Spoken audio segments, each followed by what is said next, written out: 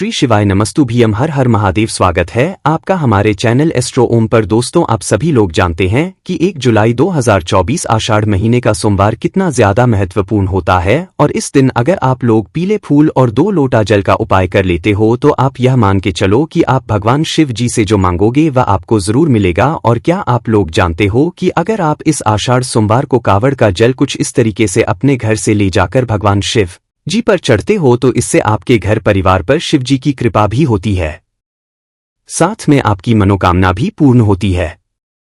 तो ये सारी जानकारियां आपकी इस वीडियो में मिलने वाली है।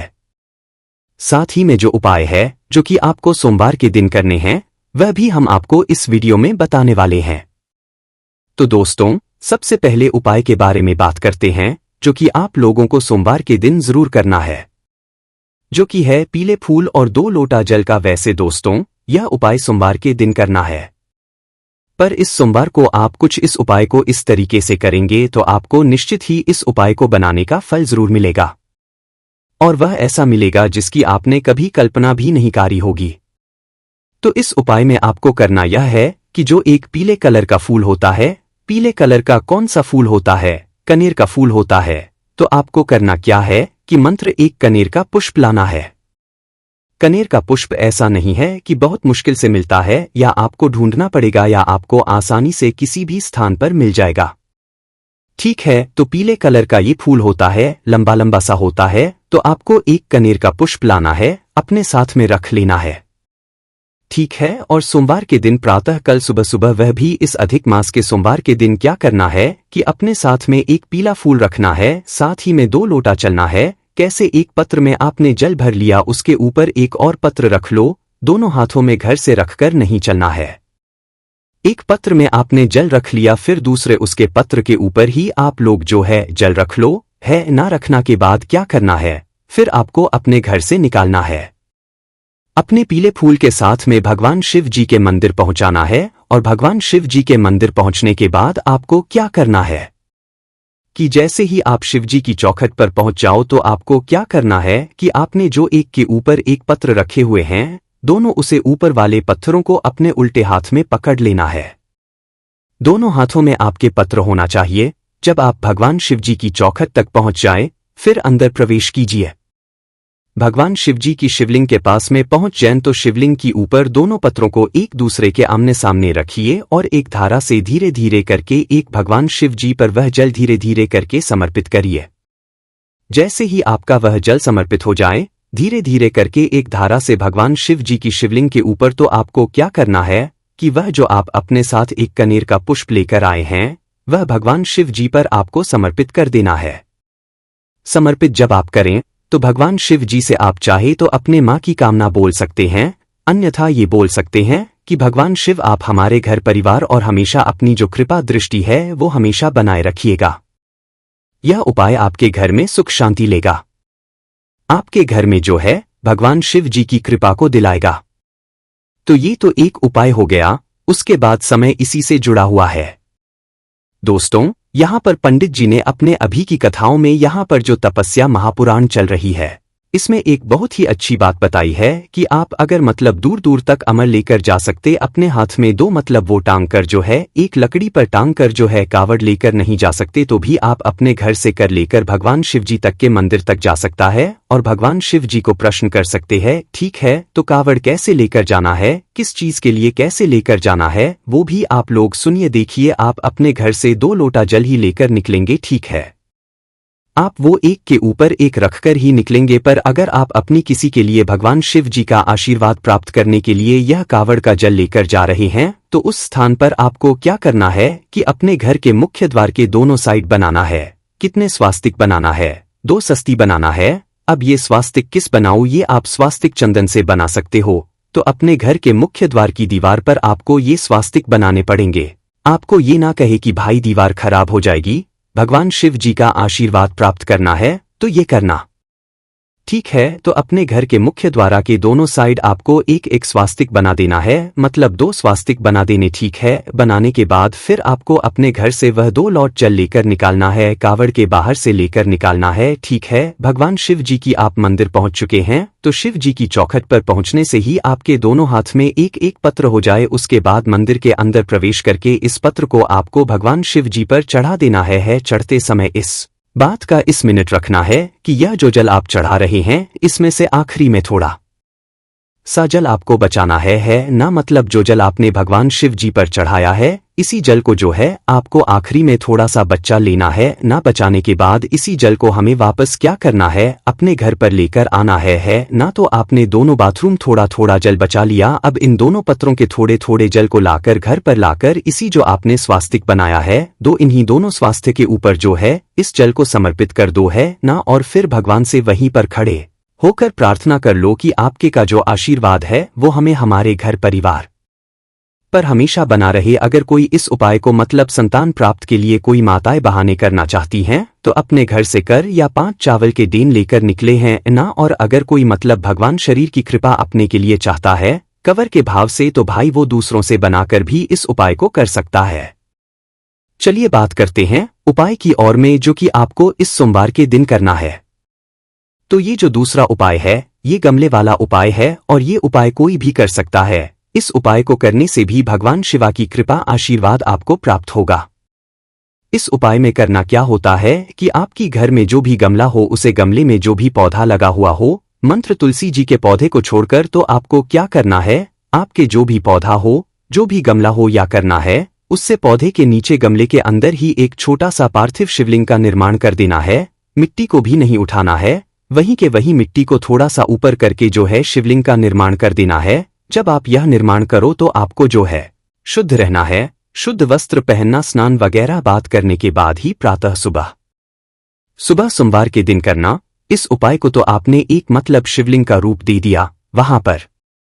उसके बाद मैं आपको क्या है कि शिवलिंग की आपको पूजन आराधना करनी है, शिवलिंग का अभिषेक करना है। चंदन, बेल पत्र, फूल वगैरह जो आप जैसे अब भगवान शिव जी की पूजन रात करते हैं वैसे ही आपको शिवलिंग की पूजन ही जाता है करना है। पूजन आराधना करने के बाद आपको क्या करना है कि यह जो शिवलिंग का आपने पूजन आपने किया है इसका दर्शन करके आप लोगों को जो है 15-20 मिनट तक इसे ऐसे ही छोड़ देना है।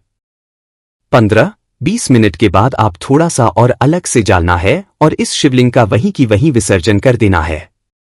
विसर्जन करने के लिए आपको मंत्र थोड़ा सा जल छीड़ देना है या अलग से थोड़ा सा जल डाल देना है। वहां पर आपको मिट्टी से कुछ भी नहीं करना है, वो शिवलिंग से कुछ भी नहीं करना है। मंत्र वैसे ही मतलब विसर्जन हो जाएगा, वो अपने आप ही समझ आएगी। तो इस उपाय को भी आप जरूर कीजिएगा, और इस उपाय को अपनी किसी मनोकामना के लिए भी जरूर कर सकते हो। आप यह विसर्जन कर रहे हो 15 से 20 मिनट बाद उसे समय आप अपनी मनोकामना भगवान शिव जी से बोल सकते हैं, आपके वे मनोकामना जरूर पूर्ण होगी। ठीक है, तो दोस्तों पाइप आप जरूर कीजिएगा। उसके बाद में दोस्तों बात करते हैं अगले उपाय के बारे में। दोस्तों आषाढ़ सोमवार कोई छोटा सोमवार नहीं है, तो 108 सामग्री वाला आप यह वाला उपाय भी जरूर करके देखिएगा। इस उपाय में आपको करना क्या होता है कि 108 कोई भी ऐसी सामग्री लेनी है जो भगवान शिव जी पर समर्पित होती हो। सबसे जो आसानी से मिलने वाली जो 108 सामग्री है वो है दोस्तों चावल का दाना। आपके घर में आपकी रसोई घर में आपको चावल के दाना आसानी से मिल जाएगा। तो आप क्या करें कि प्रातः कल सुबह सुबह 108 चावल के दाने अपने घर से गिनकर लेकर निकले और भगवान शिव जी के मंदिर पहुंचे। अब बहुत सारे लोगों के मन में ये प्रश्न आता है, सफाई करते समय की 108 शब्द ने साथ छोड़ना है या एक एक करके चढ़ाई? देखो, दोनों तरीके से आप चढ़ा सकते हो, 108 चावल के दोनों को या 108 जो भी आप सामग्री लेकर जा रहे हो, बेलपत्र लेकर जा रहे हो या शिव जी पर चढ़ना वाला सफेद फूल लेकर जा रहे हो, गुलाब का फूल लेकर जा रहे हो, 61 गुलाब की पंखुड़ियां लेकर जा रहे हो, हरी मूंग के डेन लेकर जा रहे हो, कुछ भी लेकर जा सकते हो जो भगवान 108 लेकर जा सकते हो। कि आप 108 सामग्री एक साथ चढ़ाना जरूरी होता है या एक एक करके चढ़ाना जरूरी होता है? तो देखो ये आपकी ऊपर है कि अगर आपको ज्यादा कृपा चाहिए, भगवान का आशीर्वाद चाहिए और उसे उपाय को पूर्ण फल चाहिए तो उस स्थान पर आपको वह जो सामग्री आप लोग लेकर गए हो वो एक एक करके और श्री शिवाय बोलकर भगवान शिव जी पर चढ़ती चाहिए। उदाहरण के लिए आप चावल लेकर गए हो तो एक चावल के दाने जैसे अपने भगवान शिव जी पर चढ़ाया तो श्री शिवाय बोलना है।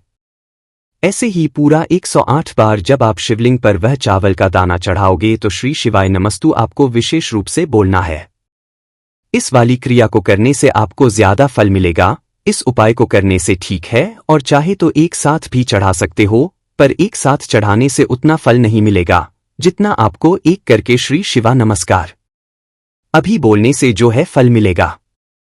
ठीक है, तो 108 सामग्री वाला भी उपाय आप जरूर कीजिएगा।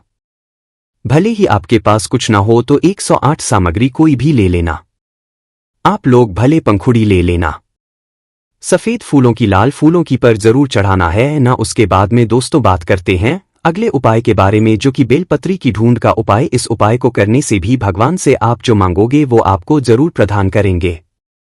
भले ही आप भगवान से धन की कोई समस्या के बारे में मतलब मांगो या आप अपनी के लिए कोई बात करो तो वो आपकी मनोकामना जरूर पूर्ण करेंगे।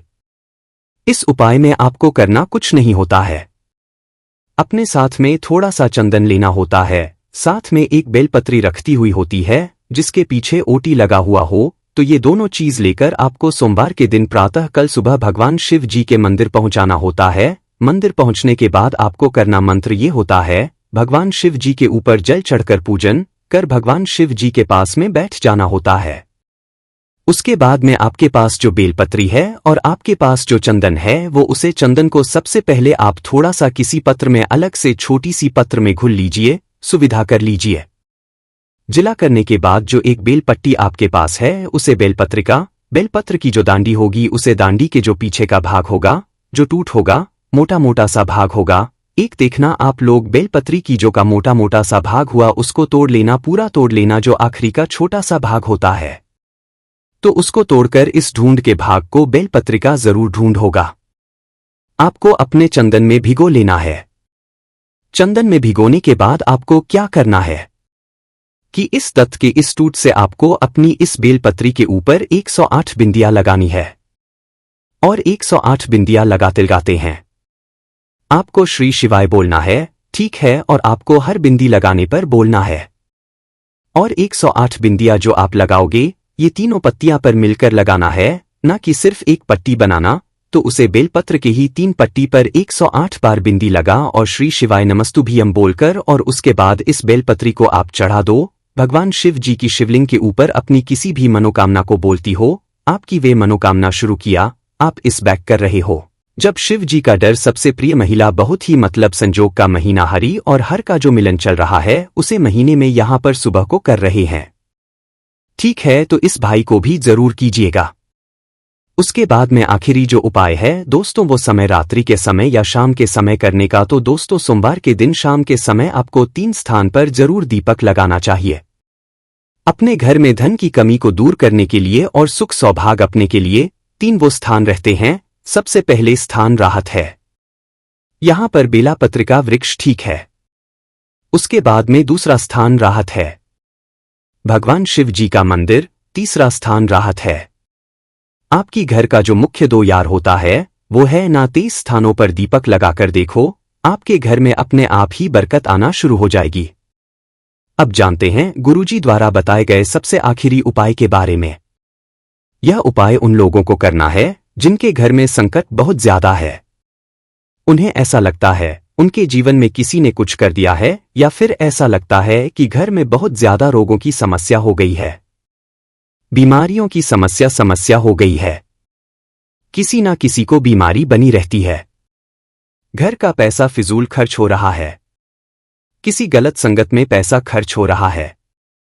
किसी भी प्रकार का अगर घर में कोई संकट चल रहा हो जिसकी वजह से ना ही आपका व्यापार करने में मन लग रहा है, ना ही नौकरी करने में मन लग रहा है, तो गुरुजी ने कहा कि आपको यह जरूर कर लेना चाहिए।